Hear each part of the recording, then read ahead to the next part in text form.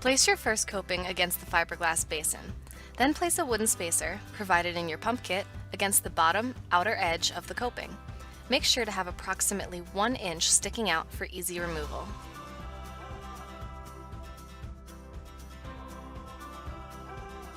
Place the second coping flush against the wooden spacer of the starter piece. Continue this until you have successfully installed 7 copings, leaving one aside until the end. This should leave a small gap in between each coping. Now begin again from the first coping you placed. Using the rectangular wedges provided, tilt the coping inward toward the basin and slide the wedge underneath. Place 2 per coping, 3 inches in from each end. Leave about 1/4 of the wedge sticking out so that they can be adjusted if needed. Continue this process for the next 6 copings.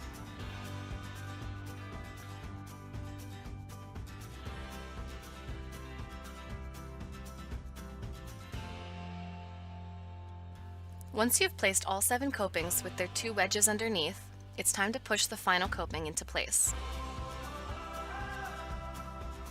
After all the copings are in, you can adjust them to their desired circle. During this process, we suggest placing cardboard between the last piece and the surrounding copings, so as not to chip your fountain.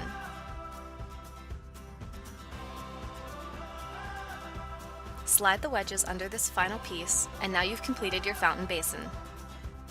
At this point, you can pull the wooden spacers out from between the individual pieces. And now you're ready for the installation of the rest of your Campagna fountain.